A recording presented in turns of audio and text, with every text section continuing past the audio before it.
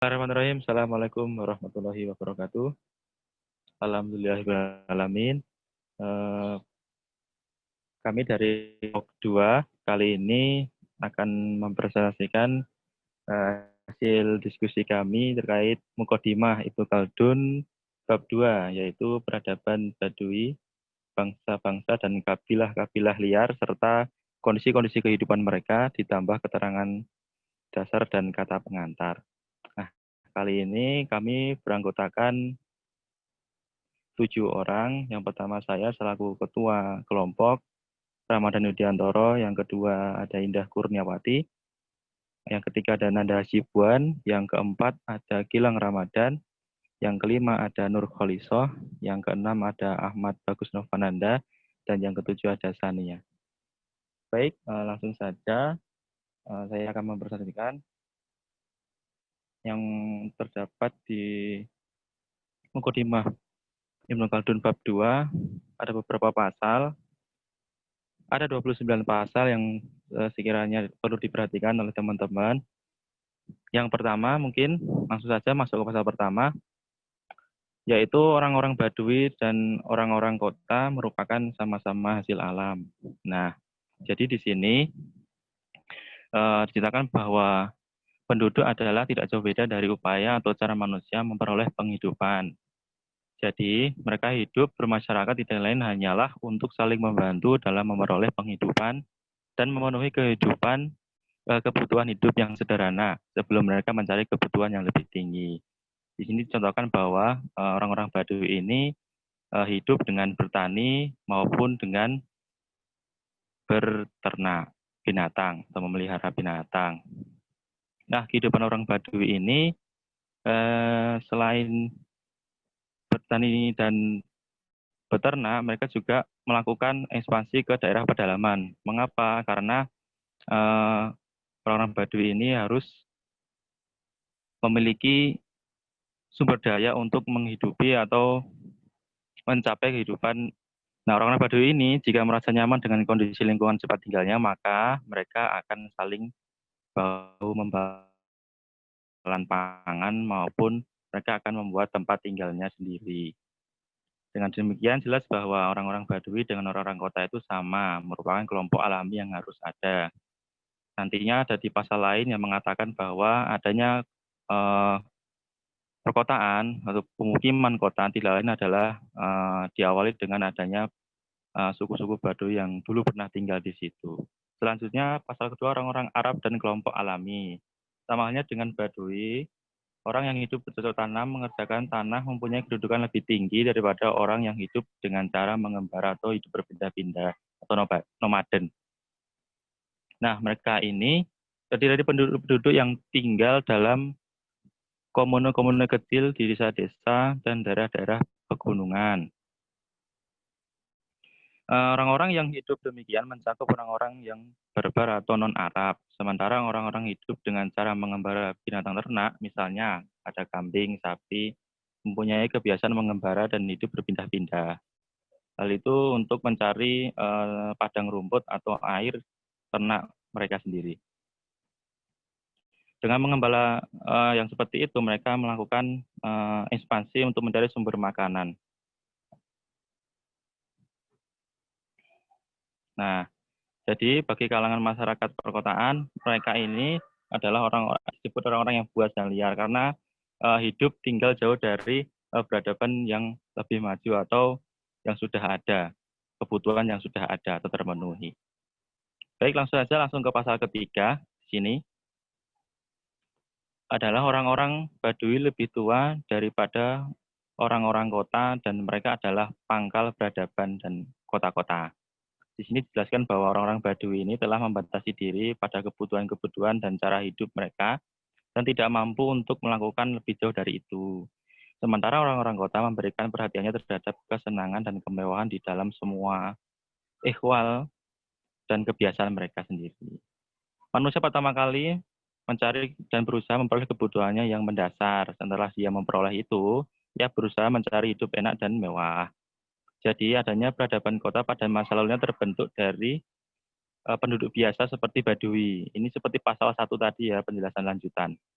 Dari fakta tersebut bahwa orang Baduy merupakan basis atau lebih tua daripada penduduk yang menetap. Maka kita akan mendapati bahwa penduduk adalah salah satu kota pada mulanya.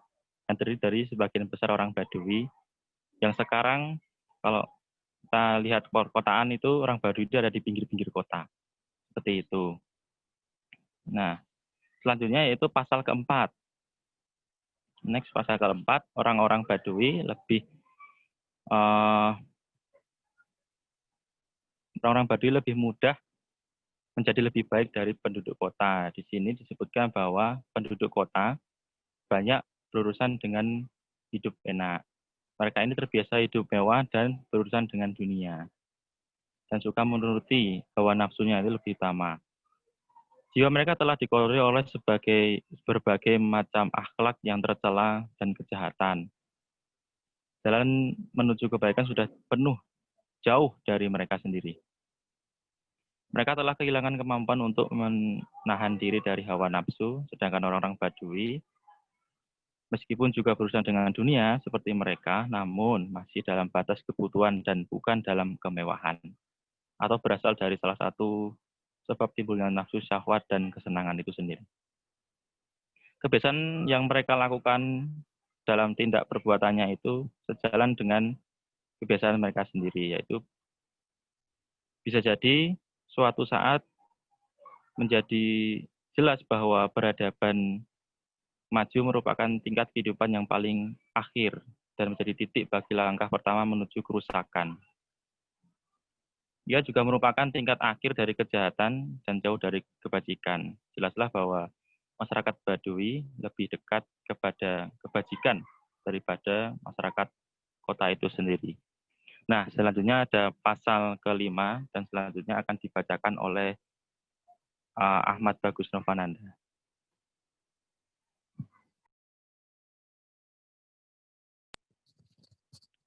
Untuk selanjutnya, saya Profesor Ahmad Bagus Novananda akan menjelaskan pasal 5 sampai dengan pasal 8. Yang pertama, orang-orang Baduy lebih berani daripada orang-orang kota. Dikarenakan orang kota sendiri merupakan penduduk kota yang bersifat malas dan menyukai perkara-perkara yang mudah. Mereka tenggelam dan dalam kenikmatan dan kemewahan.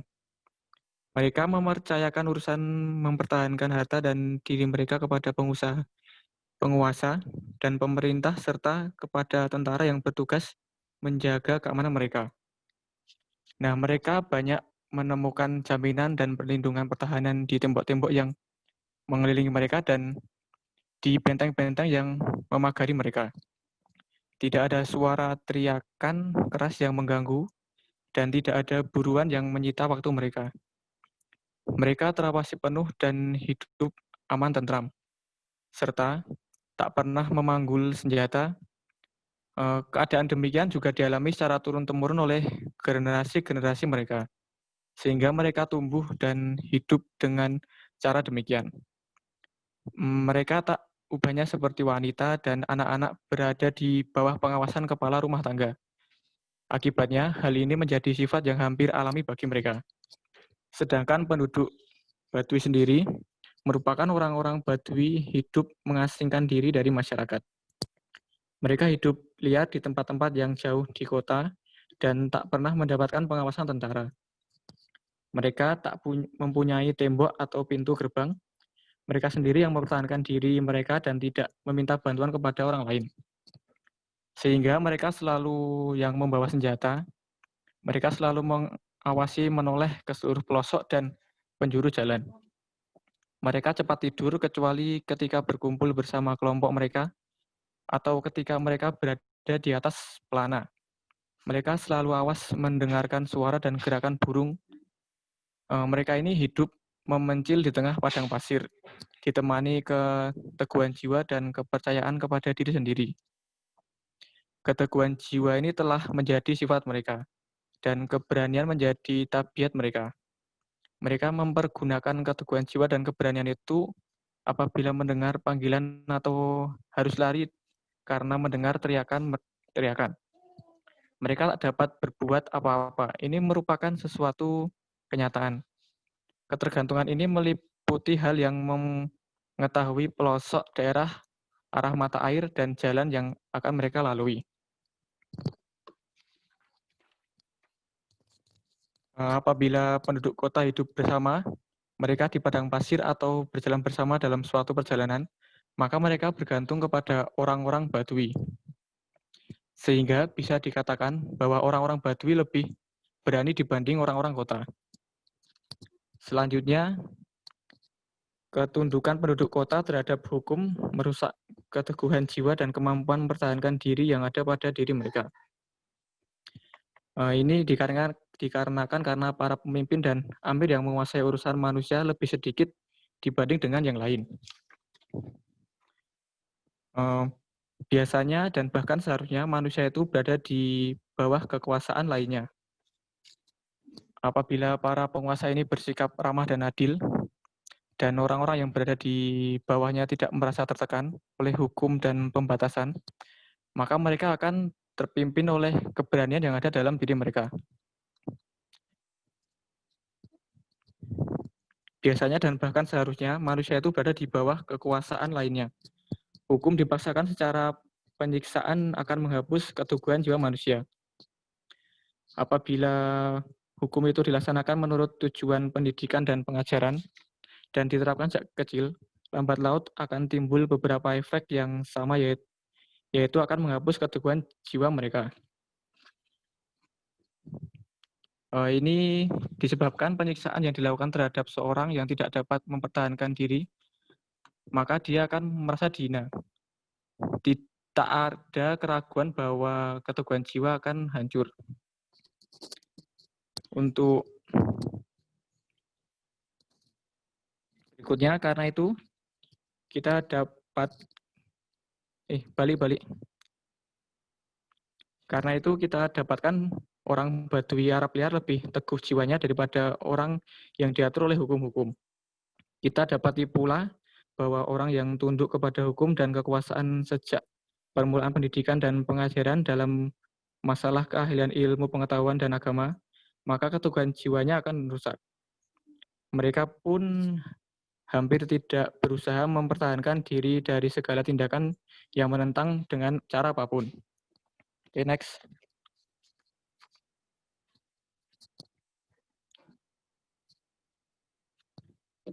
Ketika kesadaran beragama menurut di kalangan manusia, dan mereka mempergunakan hukum-hukum yang menjadi penengah, kemudian syariat agama menjadi cabang dari ilmu dan keahlian.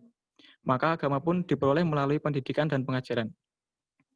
Orang-orang kembali hidup terikat pada suatu tempat dan tunduk patuh kepada hukum.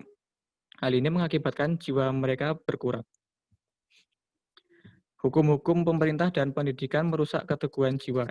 Ini dikarenakan karena kesadaran merupakan sesuatu yang datang dari luar, berbeda dengan yang datang dari agama, sebab ia tidak merusak keteguhan jiwa. Kesadaran itu tumbuh dari sesuatu yang sifatnya inherent.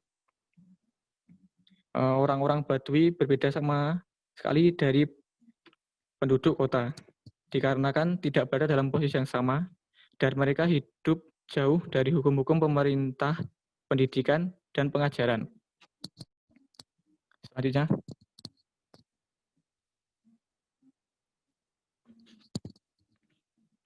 Kesukuan hanyalah didapati pada golongan yang dihubungkan dengan pertalian darah atau pertalian lainnya yang sejenis. Pertalian darah mempunyai kekuatan mengikat pada kebanyakan umat manusia, yang membuat mereka itu ikut merasa sakit setiap ada anggotanya yang sakit. Orang membenci penindasan terhadap kaumnya, dorongan untuk menolak tiap kesakitan yang mungkin menimpa kaumnya itu adalah sesuatu dengan kodratnya dan tertanam pada dirinya. Apabila ikatan kekeluargaan itu tidak tampak jelas, maka ia akan berguna sebagai jalan yang wajar ke arah solidaritas. Namun apabila ia didasarkan hanya sekedar pengetahuan tentang nenek moyang, maka ia akan lemah dan mempunyai pengaruh tipis terhadap sentimental, dan karena itu hanya mempunyai sedikit bekas yang nyata, hanya semacam permainan yang tak diperlukan. Next.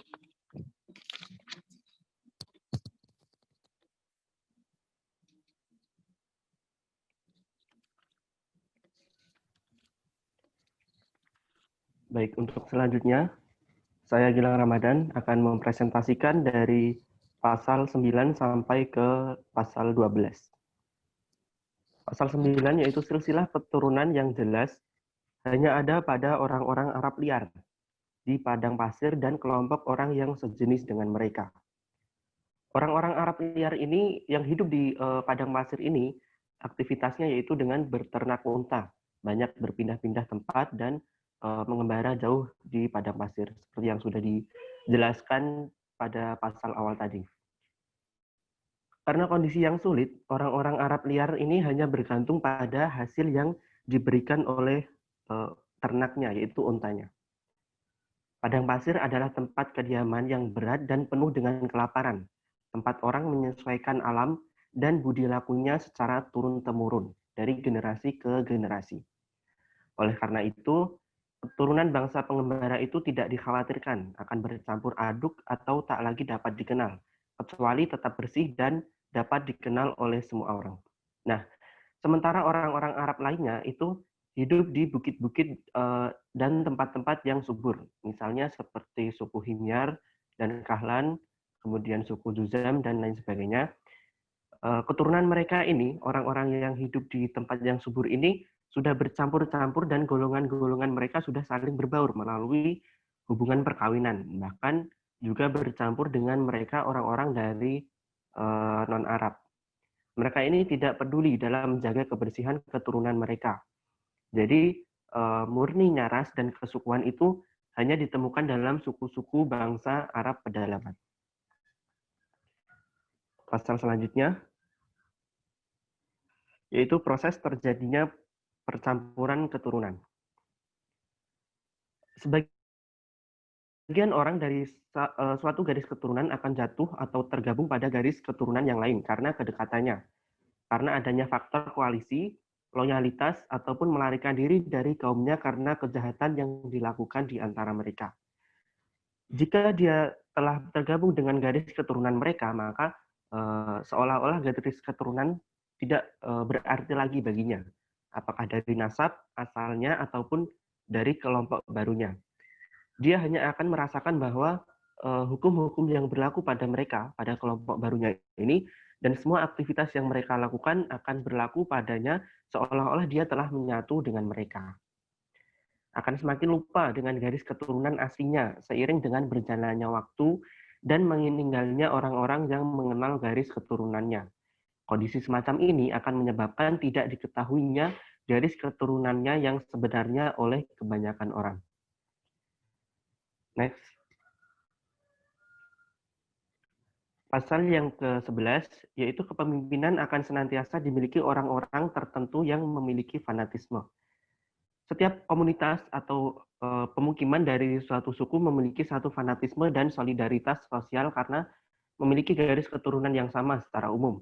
Namun di antara mereka juga memiliki fanatisme-fanatisme lain berdasarkan garis keturunan secara khusus yang membuat mereka lebih dekat dengan garis keturunan khusus ini dibandingkan dengan garis keturunan mereka secara umum.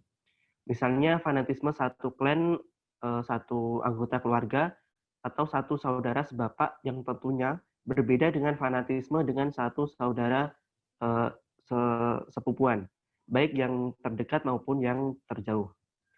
Ketika kepemimpinan itu hanya dapat diraih dengan kekuasaan, maka fanatisme mereka yang memiliki bagian dari kepemimpinan tersebut haruslah lebih kuat dibandingkan fanatisme-fanatisme lain yang ada di antara mereka, sehingga memungkinkannya dapat menguasai dan meraih puncak kepemimpinan dengan baik.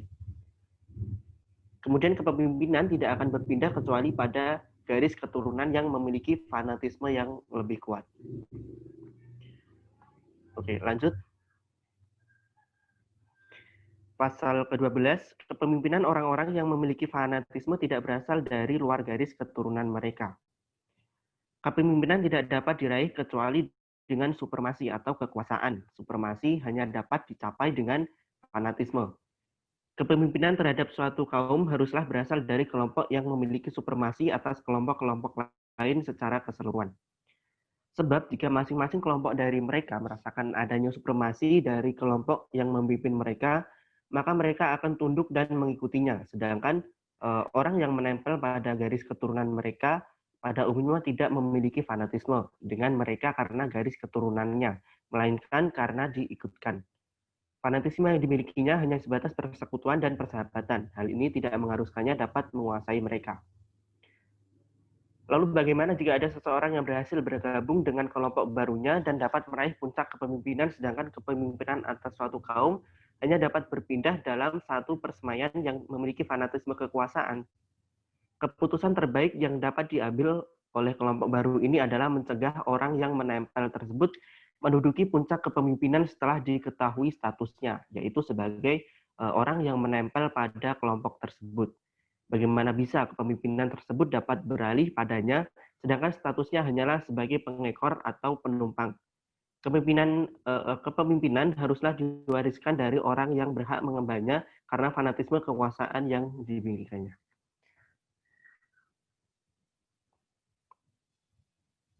Selanjutnya dijelaskan oleh teman saya, silakan.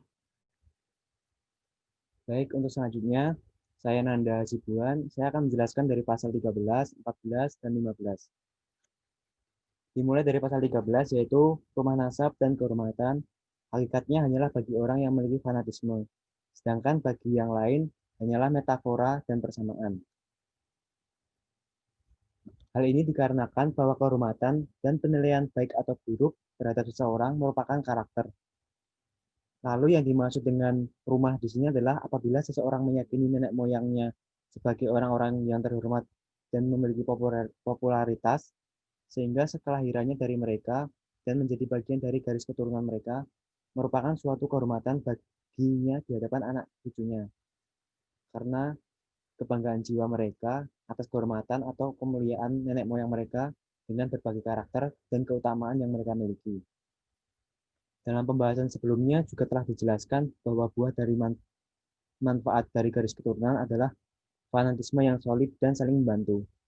Ketika fanatisme disegani dan tempat persemaiannya terjaga dengan baik, maka manfaat dari garis keturunan tersebut jelas lebih terasa, lebih kuat. Pada awalnya, suatu rumah nasab seringkali memiliki kehormatan dan kedudukan karena fanatisme dan karakter yang baik. Kemudian, hal tersebut akan lenyap seiring dengan hilangnya fanatisme atau kebaikan karakter yang disebabkan oleh kemajuan peradaban, sebagaimana yang telah dikemukakan. Mereka harus hidup dalam berbagai kelompok yang heterogen, sehingga tiada yang tersisa dalam diri mereka kecuali khayalan atau keraguan terhadap kedudukan tersebut. Mereka menganggap rumah-rumah nasab yang paling terhormat dan memiliki fanatisme, padahal realitanya tidak demikian, karena tidak memiliki fanatisme dengan pengertian sebagaimana yang telah mereka dengungkan. Untuk selanjutnya yaitu pasal 14, yaitu rumah nasab dan kehormatan hanya dimiliki oleh orang-orang yang loyal, sedangkan orang-orang yang menggabungkan diri kepada kelompok lain hanya mengabdi kepada penolong atau majikan mereka dan bukan kepada garis keturunan mereka. Apabila orang yang memiliki fanatisme menggabungkan diri pada suatu kaum yang tidak memiliki hubungan nasab dengan mereka, atau memperbudak seorang hamba dan bekas sahaya serta menggabungkan diri dengannya, maka dapat dikatakan bahwa bekas sahaya dan orang-orang yang menggabungkan diri dengan suatu kaum dan melebur dalam fanatisme mereka mendapat kesempatan untuk menggunakan baju kehormatan mereka seolah-olah menjadi bagian dari kelompok mereka dan memiliki peran dalam fanatisme dari garis keturunannya, maka mereka adalah bagian dari orang-orang tersebut. Selanjutnya yaitu pasal 15, yaitu puncak kehormatan dalam satu keturunan biasanya hanya mencapai 4 generasi. Pada generasi pertama, pada awalnya, setiap kemuliaan yang berada di luar sesuatu atau di luar kepemimpinan dan kehormatan, biasanya awalnya rendah, hina, dan tidak memiliki kedudukan. Maksudnya, setiap kemuliaan yang diduduki pastilah didahului dengan ketidakadaan, layaknya segala sesuatu yang baru pada umumnya. Kemudian kedudukan atau kehormatan suatu keturunan biasanya hanya bertahan sampai 4 generasi saja. Sebab para pendiri sebuah kedudukan atau kehormatan mengetahui segala sesuatu yang dibutuhkan dalam membangun kebesaran tersebut dan dapat menjaga karakter yang merupakan rahasia di balik eksistensi dan kelanggengannya. Jadi untuk generasi pertama ini kan karena dia yang mengangkat derajat atau kehormatannya, jadi dia seolah-olah tahu kalau yang harus dilakukan apa saja dan harus berperilaku seperti apa, seperti itu. Lalu untuk generasi kedua yaitu putranya, keturunannya, hanya melanjutkan kebesaran yang telah dibangun oleh generasi pertama, yaitu sang ayah, dengan bermodalkan pengajaran yang didengar atau diwarisinya. Jadi biasanya generasi pertama itu mengajarkan kepada putranya biar kehormatan atau kedudukan yang telah dimiliki tidak hilang, seperti itu. Hanya saja kualitas pengajaran dan pewarisan kebesaran tersebut tentulah mengalami kekurangan, layaknya keterbatasannya pemahaman seorang yang mendengar atas pengertian tentang sesuatu. Lalu generasi ketiga hanya sekedar mengikuti jejak atau melanjutkan tradisi.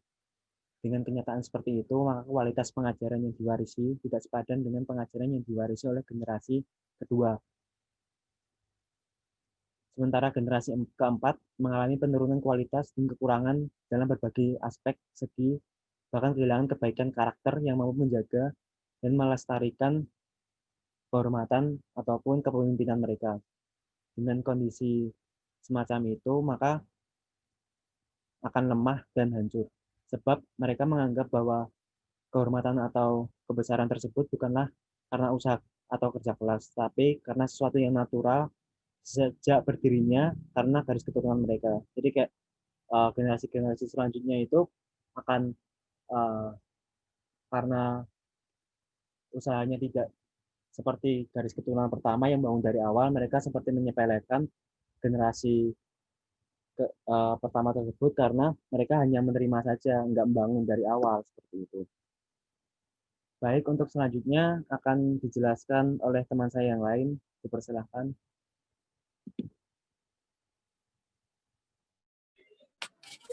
Baik, untuk selanjutnya saya Nurholiso akan menjelaskan pasal ke-16, 17, dan 18. Pada pasal ke-16 ini yaitu bangsa-bangsa liar lebih mampu meraih kekuasaan dibanding yang lain. Nah, sistem primitif menjadi faktor pendorong seseorang menjadi pemberani, sehingga generasi liar keberaniannya lebih besar dibandingkan generasi lainnya. Jadi, bangsa-bangsa yang liar ini otomatis memiliki sistem primitif yang mampu mendorong untuk menjadi pemberani.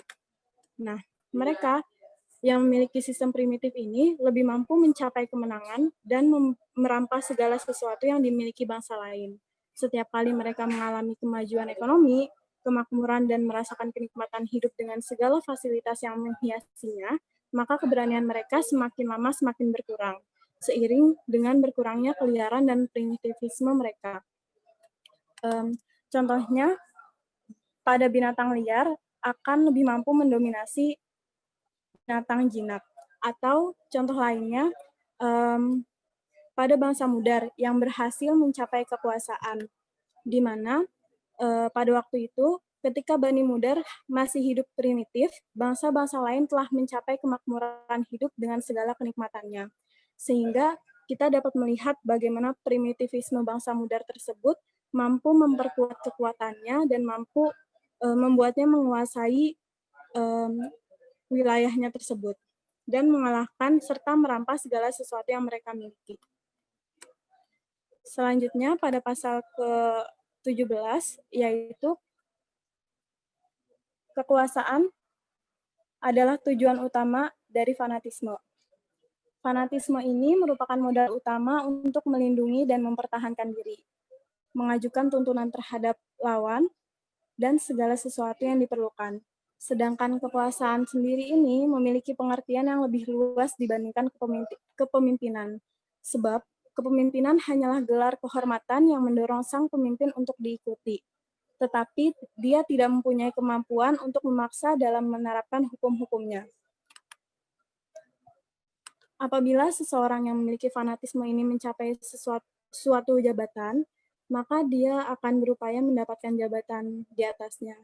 Kemudian, apabila dia berhasil menjadi pemimpin dan memiliki pengikut, memiliki jalan dan peluang untuk merebut kekuasaan, serta mampu memaksakan kehendaknya, maka dia tak akan membiarkan kepemimpinan dan kekuasaannya itu terlepas. Sebab, kepemimpinan dan kekuasaan merupakan sesuatu yang diinginkan dan menyenangkan jiwa manusia. Nah, semua hal tersebut tidak akan tercapai kecuali seseorang mempunyai fanatisme, yang menyebabkan orang lain tunduk dan patuh kepadanya. Maka meraih puncak kekuasaan merupakan tujuan utama dari fanatisme ini. Kemudian pada pasal selanjutnya yaitu pasal ke-18,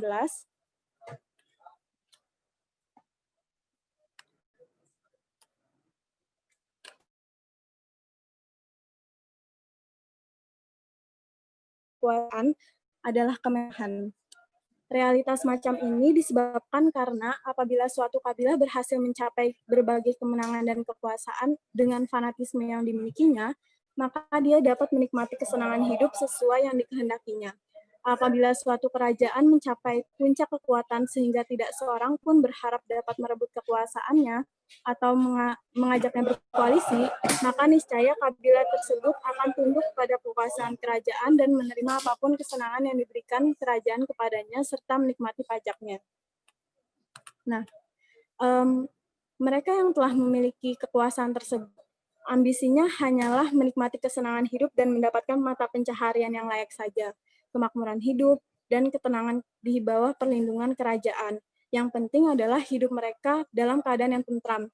Dengan perubahan gaya hidup semacam ini, maka kehidupan primitif yang keras dan liar semakin terkikis.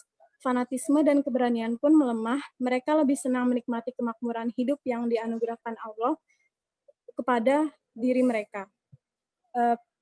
Penjelasan pasal selanjutnya akan dijelaskan oleh teman saya, Indah. Oke, saya Indah Kurniawati akan menjelaskan pasal 19, 20, 21, 22, 23, dan 24.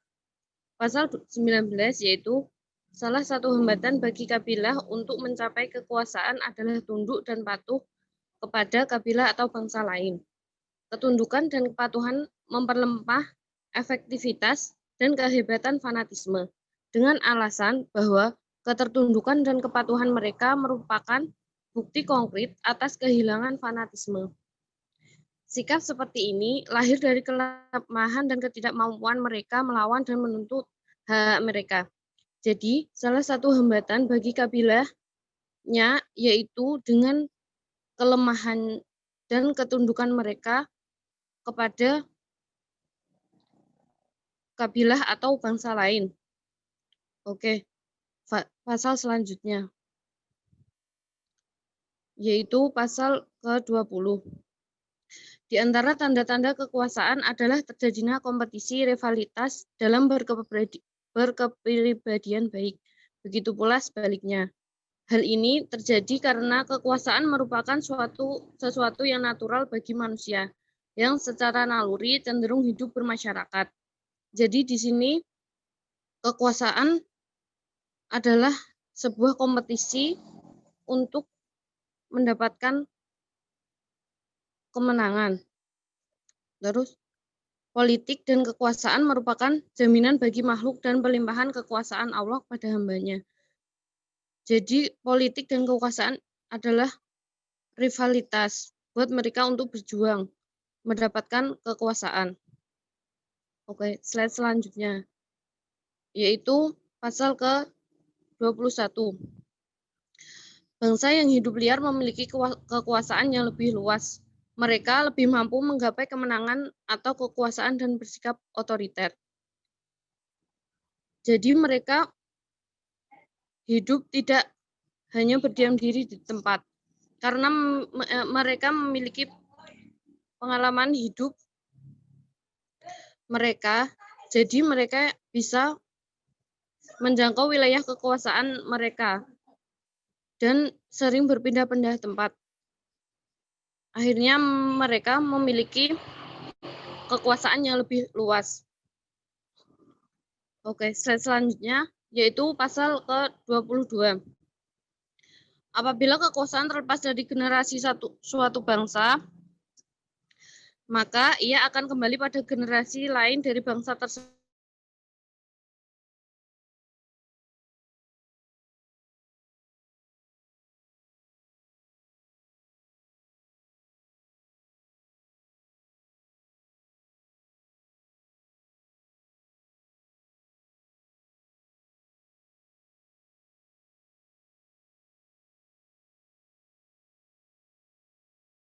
3.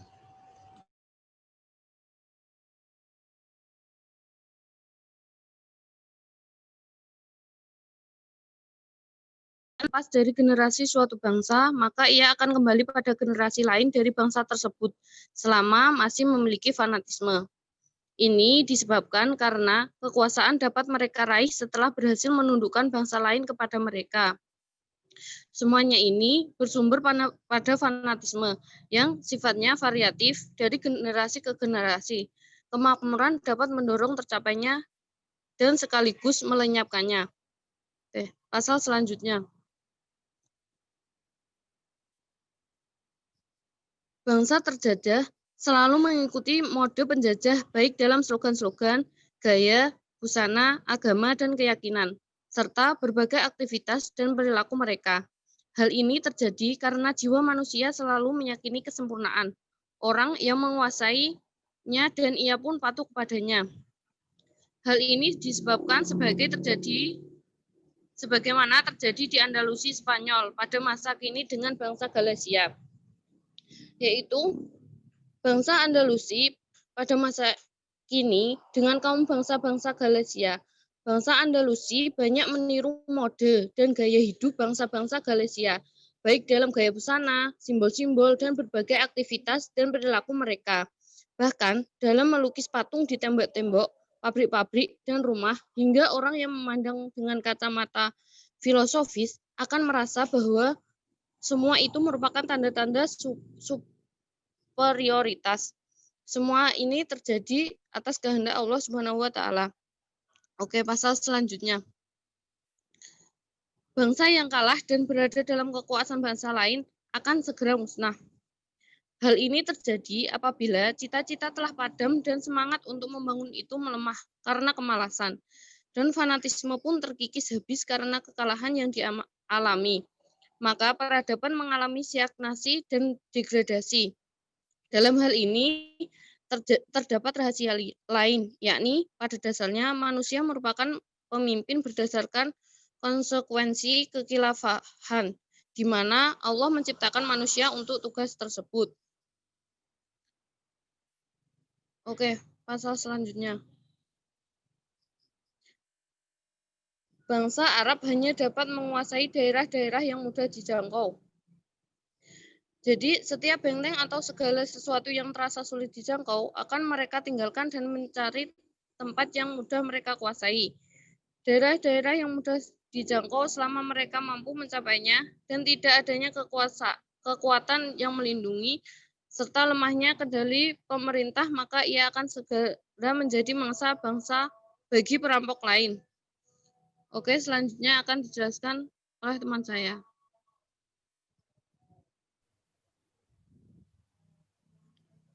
Oke, selanjutnya saya Sania Putri Dewanti akan menjelaskan pasal 26 hingga pasal 29. Daerah yang dikuasai bangsa Arab akan segera rusak. Mengapa? Karena mereka memiliki kebiasaan buruk, yaitu merampok harta benda milik orang lain. Jadi, jika mereka mampu menggapai kekuasaan dan kedaulatan, mereka tidak dapat menjaga harta benda milik rakyatnya. Lalu, suatu pekerjaan yang telah rusak dan digratiskan mengakibatkan para pekerja enggan untuk bekerja, sehingga dapat menghancurkan peradaban. Karena mereka terbiasa dengan merampok tersebut, jadi mereka enggan untuk bekerja, dan hal tersebut akan menghancurkan peradaban. Selanjutnya, mereka juga tidak sadar akan hukum, tidak mempunyai kepedulian terhadap aturan, tidak peduli terhadap peringatan orang lain. Next. Yang pasal selanjutnya, bangsa Arab tak dapat mencapai kekuasaan kecuali dengan menebarkan warna-warna keagamaan seperti kenabian, kewalian, ataupun pengaruh-pengaruh agama secara umum. Terdapat agama seperti kenabian dan kewalian, sehingga mereka dapat memiliki kontrol diri yang keluar dari kesadaran diri mereka sendiri. Begitu pula kesombongan dan rivalitas dalam memperebutkan kepemimpinan. Seorang nabi atau wali yang diutus kepada mereka untuk menyampaikan syariat Allah, maka etika dan sifat-sifat tercela mereka pun akan hilang dan diganti dengan etika-etika terpuji yang menyatukan visi misi mereka untuk memperjuangkan kebenaran. Next, selanjutnya. Bangsa Arab paling jauh dari politik kekuasaan. Karena mereka hidup secara primitif dan biasa hidup keras dan kasar, maka mereka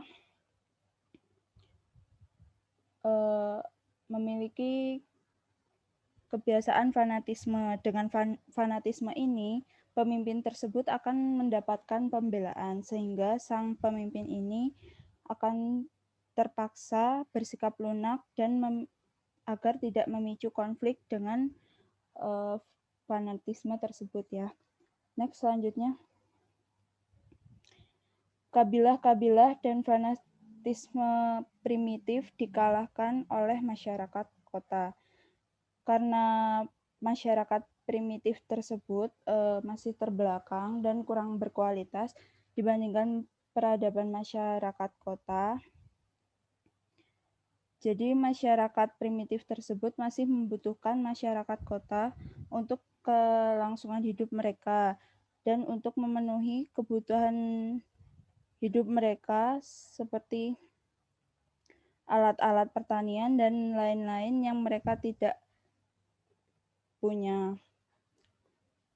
Cukup sekian dari saya, kurang lebihnya mohon maaf. Wassalamualaikum warahmatullahi wabarakatuh.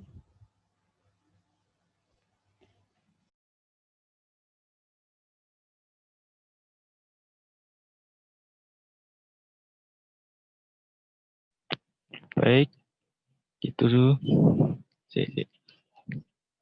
Baik teman-teman, itulah presentasi dari kami. Apabila ada yang ingin ditanyakan, silahkan teman-teman bisa menanyakan di chat YouTube maupun di chat grup WA.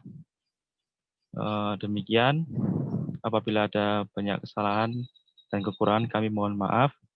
Wassalamualaikum warahmatullahi wabarakatuh.